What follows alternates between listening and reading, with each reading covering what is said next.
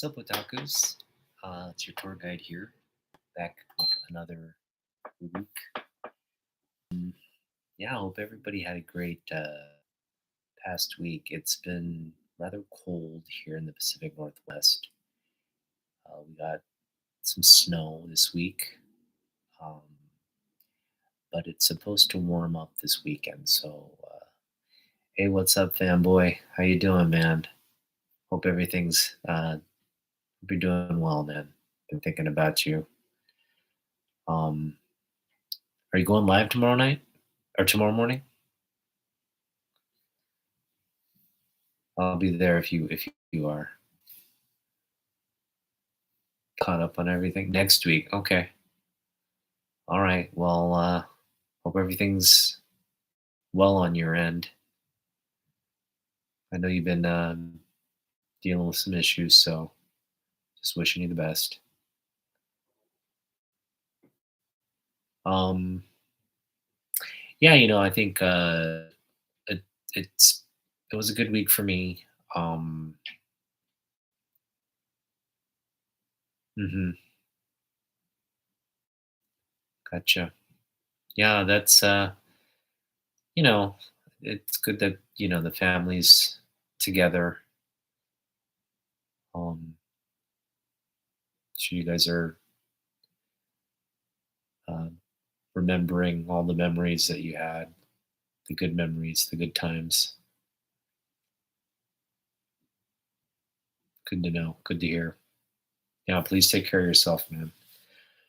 Um, I just had my I had my I had my annual checkup, and without giving away my age, my doctor's like, "You're at the age where you just got to be, it's a lot more things you have to like kind of test for and be, just aware of." Yeah. So, my doctor's just like, not to worry you, but, there's a lot of things that just kind of creep up and pop up. So best to kind of take care of yourself. And, yeah, I'm just trying to kind of like maintain I think I do a pretty good job. I'm not like, um, I'm not struggling with like weight issues or anything like that. But, definitely, like I am in terms of my um what is it called? It's like uh BMI, body mass index or whatever. I'm like in the I don't look it, but I mean I got a lot of like, you know, got a lot of stored fat in the belly and stuff. So yeah, cholesterol and stress and all those things. Doctor saying like you got to be careful. So um yeah, we're just trying to kind of monitor what we eat, make sure we're not like I'm kind of like just trying to be on a more stricter diet, and yeah, not just eat everything that's in front of me, but kind of just control my portions, not be eating so much and so often. So, but yeah, I mean, other than that, it's a pretty good week. Feel like you know, I think I don't know if I'm necessarily out of the funk I was in, but it's get things are kind of looking up and things look better. So I'm just glad to be here with you guys and going on our little weekly check-in through comic books. So I've had really good feedback on what I've been doing in terms of um, taking a comic book and kind of doing a little time travel through like music and movies. Just kind of like try to trigger some memories about the specific uh, moment in time and through comic books. And so I'm gonna just I think the music is where we're kind of tying everything together. So I want to kind of give this a name now. I've been calling it like Otaku's weekly top 40, like in homage to Casey Kasem and that great show. But I think I want to call it the comic jukebox. I kind of own that term. There's no real hashtag or anything related to comic jukebox. They're really kind of unrelated if you think about it. Like, what's a comic jukebox, right? But yeah, I'm going to take ownership of that term and start just doing uh, continue this weekly thing we've been on. I've covered far, but there's so many more books to cover, so many more like timelines. Time, um, you know, like we could just do all of 1986, right? Yeah, each month or week to week, 1986. But we'll cover a good, I think, chunk of uh, culture and time periods just by doing this format. So yeah, that's where we are. And this week's comic, I always share it on my phone. I just uploaded a short, so if you're on top of things, you'll probably have watched my short this week, the comic book jukebox short. And I'm just going to play it for you to get a sense of what we're going to talk about this week. So the book we're going to focus on uh, in today. Whoops, I got it going already. Didn't want to do that. Oh, whoops, did it again. All right, so the book we are kind of focused on this week is the Punisher miniseries from 1986. If you've been like I've been posting on my Instagram and YouTube, and if you saw a video this week where I basically kind of do just a brief short on Jim Lee's Punisher War Journal run, um, which uh, came out in I believe 1987. Yeah, pretty sure it's like 1987, and it ran. He was on the run for about 19 issues, and phenomenal run. But that was one of the many titles that actually one of two titles that the success of this miniseries prompted. So we got to go back to Punisher's first appearance, which is in ASM 121, I believe. What is it? 121, 129. The first appearance of the Punisher, and you know, he's really presented as not really like a bad guy, but just one of those one of those people like that. You know, just had a bad something bad happened to him, and that turned him toward uh, not taking the high road, right? Um, and that's what makes this character so intriguing. It's like he's, you know, he basically suffers this real kind of tragic event. It's not revealed in that first appearance per se, but we get the sense that he's, this um, ex-military, right, person with some issues. Just he's using his skills for not for good, but for like mercenary, being a mercenary, right? Um, but yeah, that gets kind of fleshed out in this origin type story, as well as some of the lead ups. There's Marvel, what is it, Marvel Premiere number 2, where they delve into his sort of past, And that's sort of the first time we get this sense that, okay, maybe the Punisher isn't um, all bad. He's just got a very complex history. Um, and we start to see that shift from completely being like in the villain category to now sort of um, you know uh, somebody that's a hero, but a complex hero, right? So um, and that comes to the fore with this miniseries. This miniseries really, because he's been a popular character in Marvel prior to this, right? He's been in, uh, again, that origin story. He appears in the Daredevil series.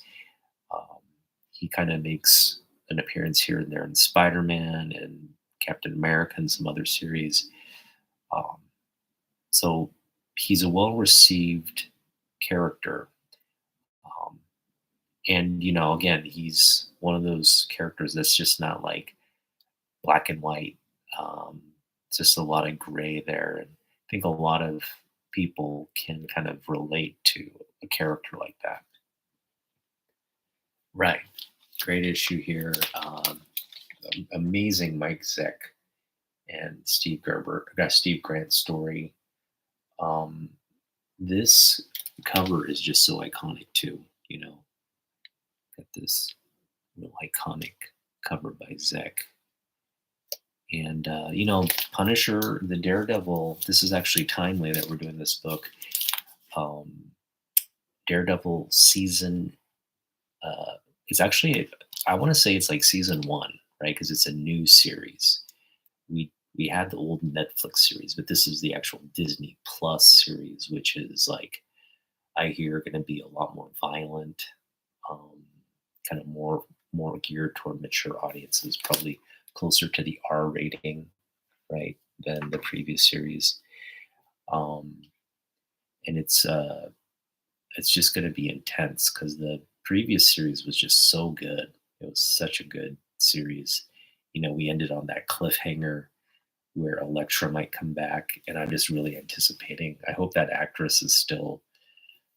We haven't heard anything about that actress, which is kind of weird if you think about it, right? Like we'd at least know, oh, that actress is not coming back as Elektra. We never heard that, so um, might be a good time to add some Elektra books to the spec list. But yeah, she was great in that. Um, she was so hot too. I don't remember the actress's name, but she was hot.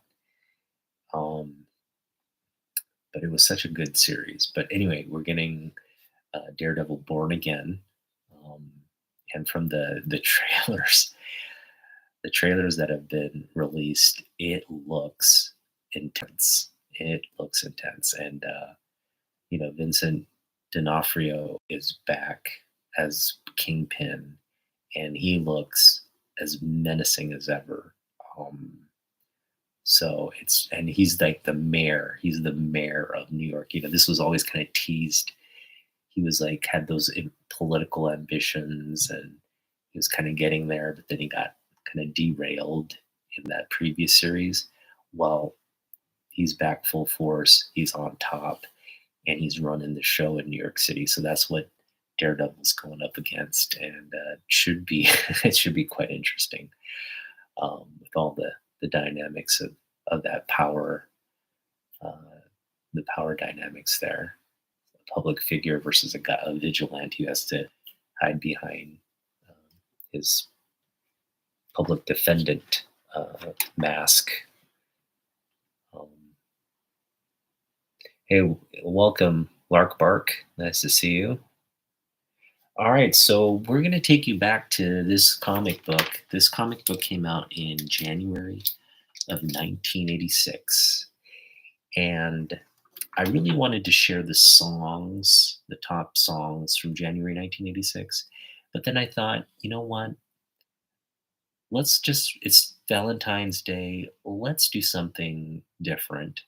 we're gonna um, we're gonna go back and listen to a song that was at the top of the charts on Valentine's Day of 1986. So we're talking February 14th, 1986. This was the number one song in the country, and really just an extension of this artist's popularity at the time. I believe this was her first like number one hit, um, if I'm not mistaken. And it just launched this singer's career into the stratosphere. And I just remember like you couldn't go anywhere without hearing this song or seeing this artist on like music television or just television in general, right? She was just all over the radio, all over television. Well, we're going to get a little inkling of listening of the song that we're going to cover today.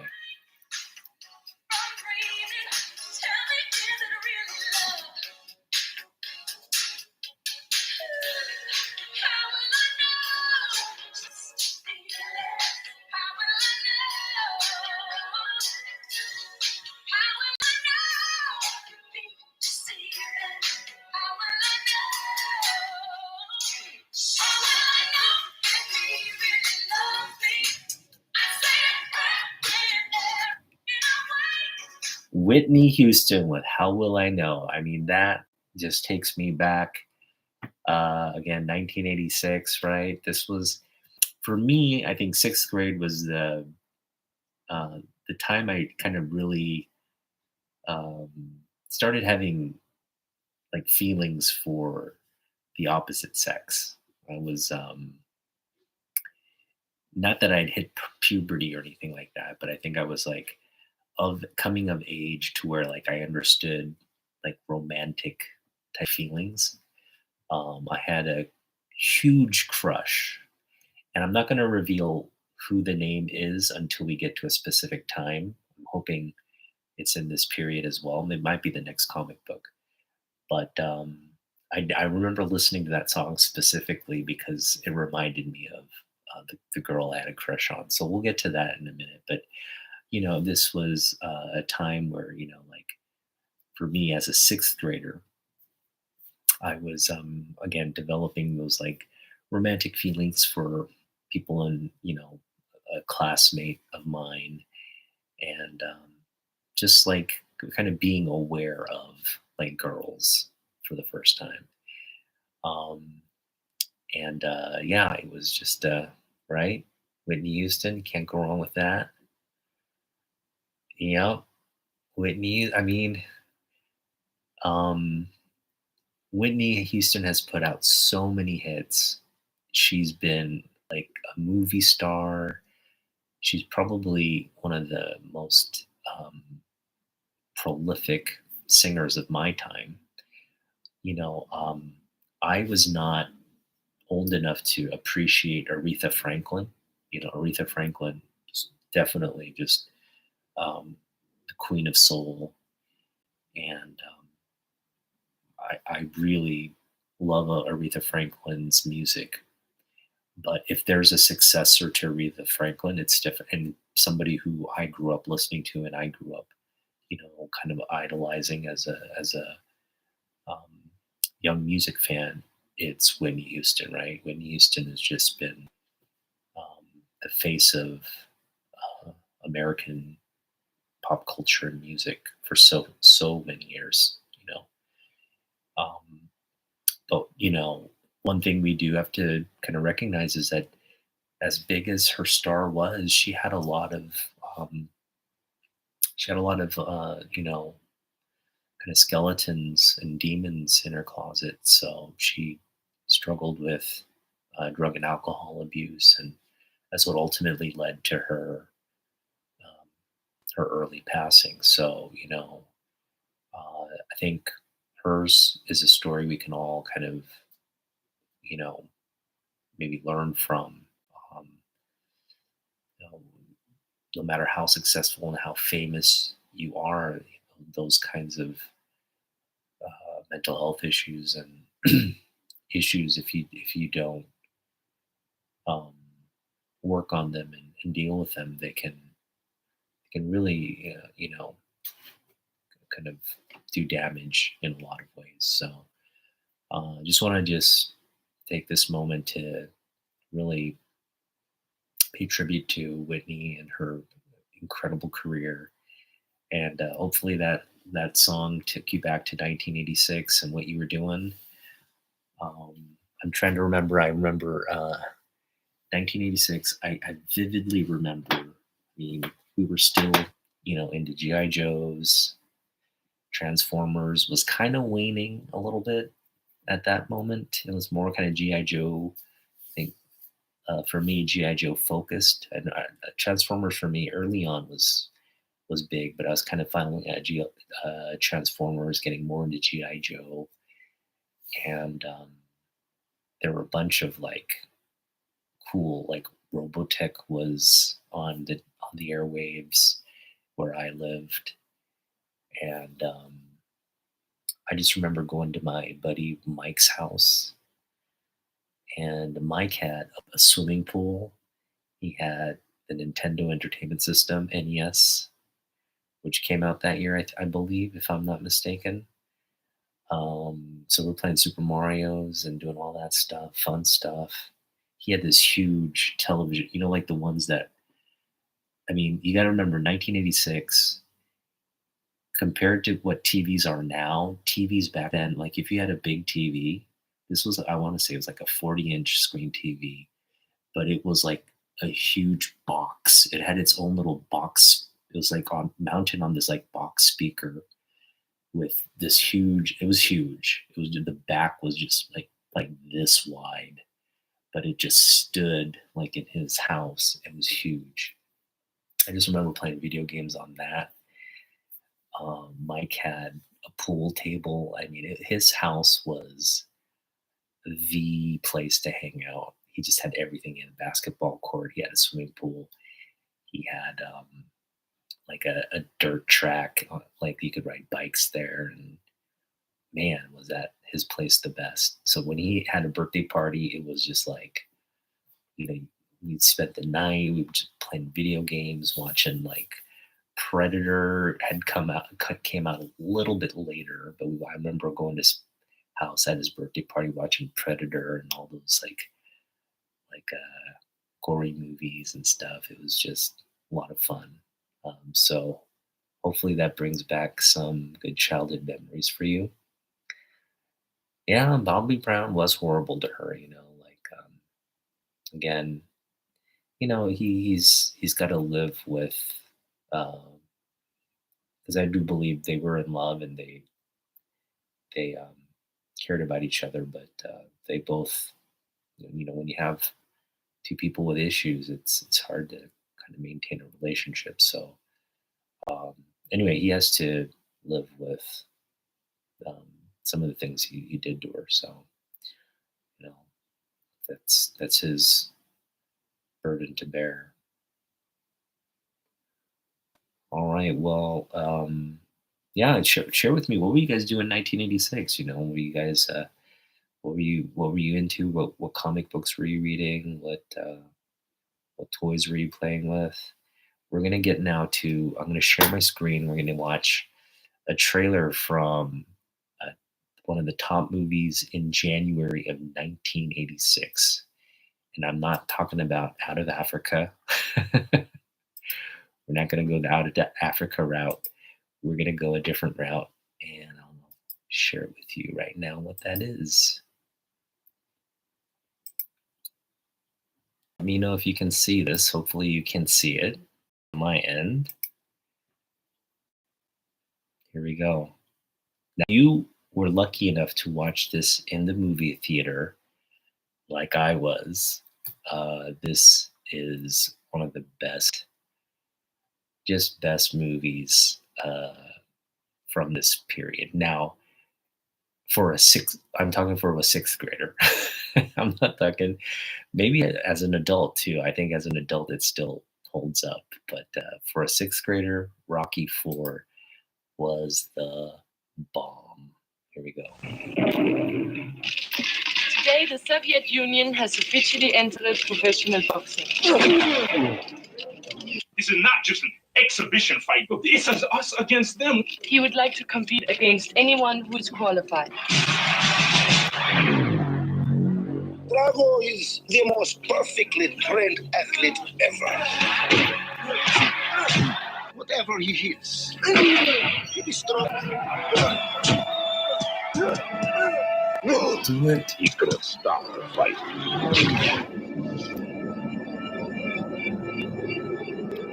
Rest in peace, Apollo. He could have saved his best friend's life. He'll never forget you, Apollo. But now, the one thing he can't do is walk away. Has the fight date been set yet? December 25th. Where? It's in Russia. Are you nuts? Mr. Hall, when will you be going to Russia? I'm not going to Russia. I don't know what you're talking about. He's had one professional fight, and one man is dead. Tabibi, you don't have to kill me. Why can't you change your thinking? Because I'm a fighter.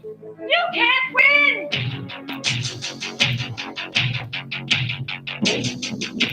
Such a good movie. He was a Russian trained.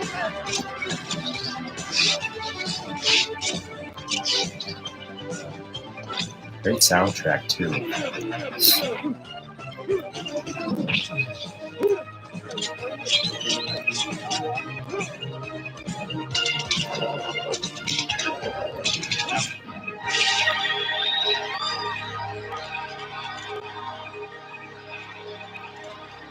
I must break you.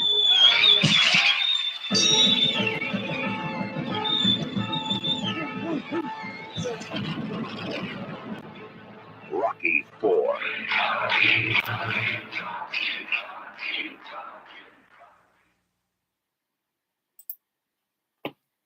And sending a shout out to Carl Weathers. Rest in peace, Mr. Weathers.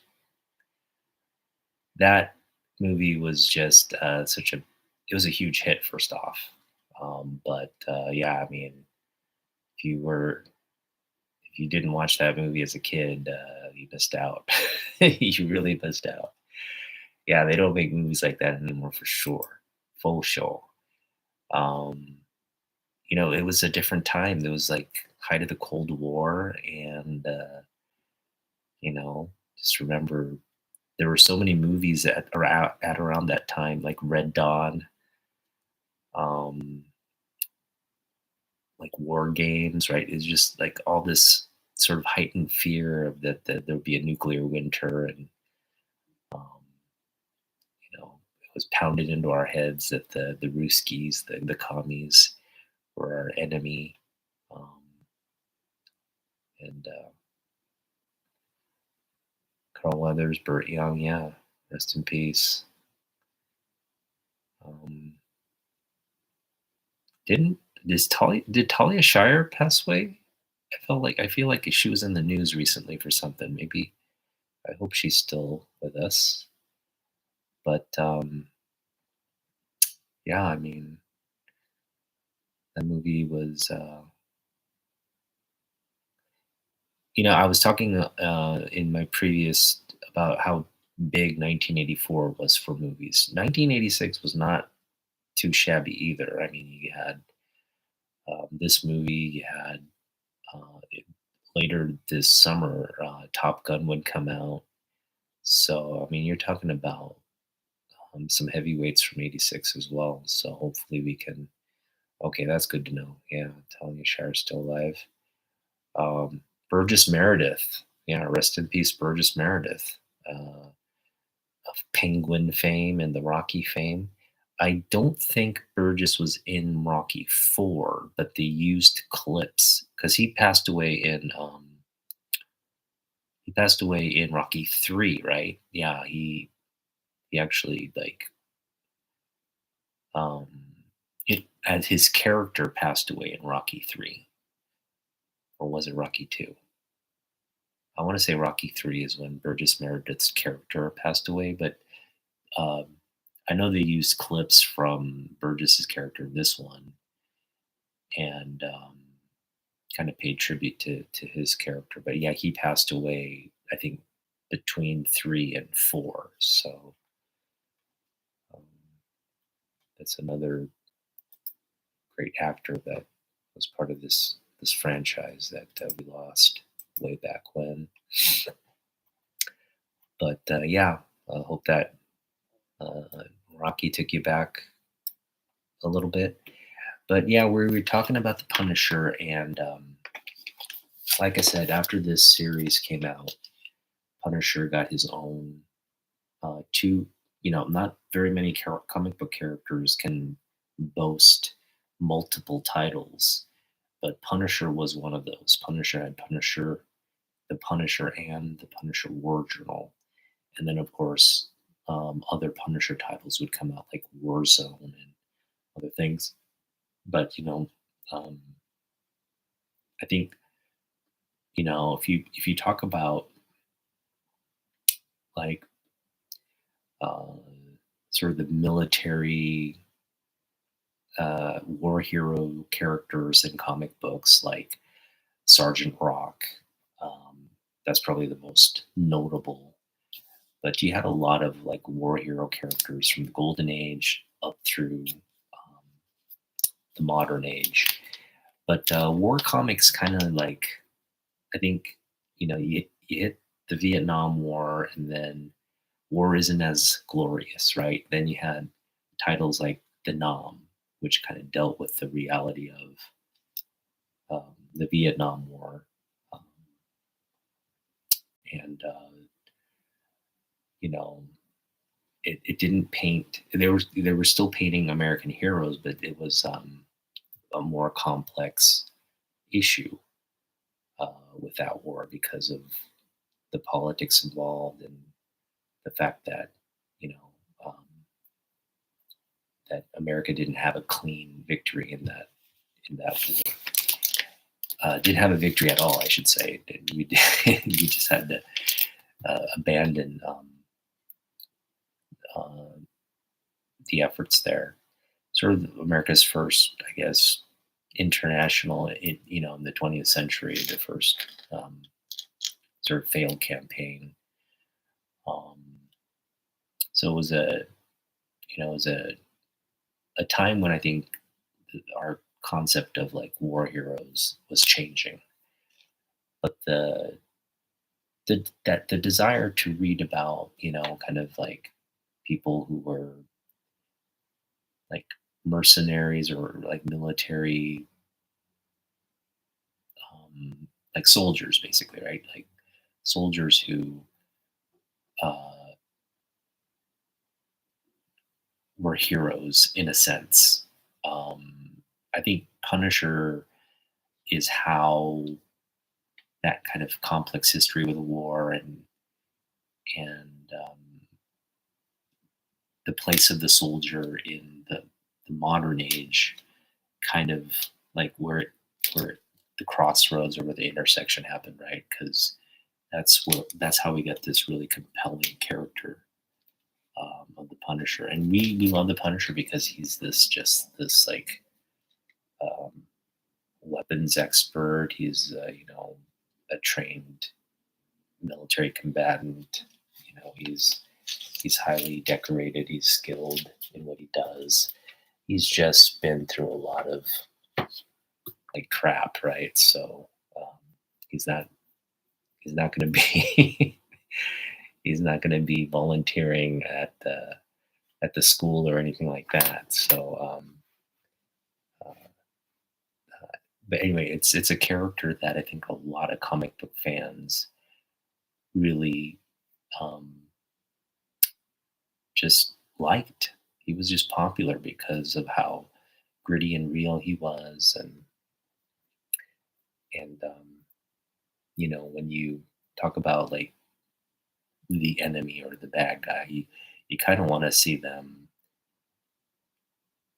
You kind of want to see justice taken to the extreme level, right? That they are getting their due, right? They're not just getting thrown in jail, but they're getting their due, and that's kind of what the um, the Punisher did. It's kind of where Batman was too. Batman was kind of like an extension of that. Well, here was Batman essentially, but with the mask off and with just a lot of uh, cool weapons and a skull costume, pretty cool skull costume.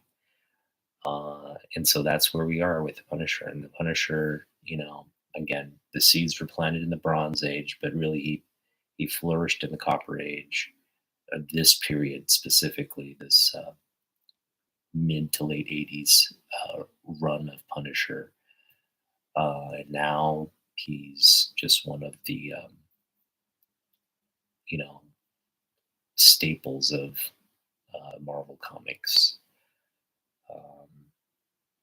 And I just really like how they, they're saying Punisher's going to get his own series, which will be cool.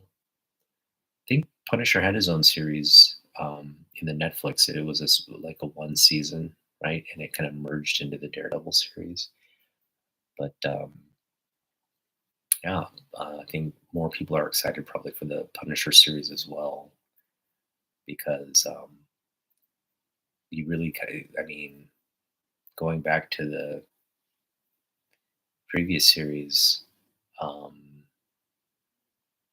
Punisher was like no holds barred, man. He was just like what Daredevil wouldn't do, Punisher would get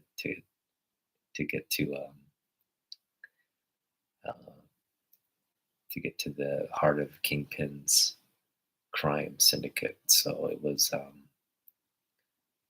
it's a good balance, I would say, right? But anyway, they're both back in this new series. Should be more of, I think, the same, but then we'll see where the story goes and how these characters diverge in their separate series. But I'm sure it'll be kind of like running in parallel, right? Um, Building up to some kind of big, big payoff, you know. And the other thing I'm excited about the series for is to see how some of the other characters at the time, I think Jessica Jones and Luke Cage, how they'll get kind of reintegrated, because I hear they're still in the mix of potential, being part of this whole um, rebranding from Disney. But again, like I said, I'm almost betting on, because right now Bullseye is the quote villain for this series. And Bullseye, we got hints of Bullseye, but we didn't get full on Bullseye. We're getting full on Bullseye for this one. And as you know, Bullseye, Elektra, all these things kind of they're interrelated. So I cannot imagine Elektra not being part of this whole equation. So again, it's probably going to be a big reveal, but to someone like me, I'm already anticipating the return of Elektra, which they hinted at the end of that last Netflix series. All right, well, that's it for me. I just want to send one more final shout out to Metarog. Roger hit 1900. He's probably at 2000 already now, but he's going to do a special live stream tomorrow night and announce the subscriber giveaway winners. And I'm going to try to make that live stream, hopefully be a part of it. And we'll see you there. And then, of course, following that, I'm going to hop on with my buddy Jeff, as we always do Saturday night. And we're going to do Double Tiger. Double Tiger's back, stronger than ever. So hopefully you guys tune in for that. But Lark Bark, Fanboy, thanks for chilling out and hanging out. We can do this every week. We cover a comic book, look back at the music, look back at the movies from that time period. Just reminisce. It's a nice, trip down memory lane, and hopefully it triggers some positive, good memories for you guys. Yeah, thank you, man. Appreciate you being here. But yeah, overall, I just hope it triggers some good memories for you guys, and maybe some new appreciation for these comic books. But all in all, this is we're just here to reminisce, take that nostalgia hit for the week. So yeah, thanks for joining. We'll see you in the next one. Peace out.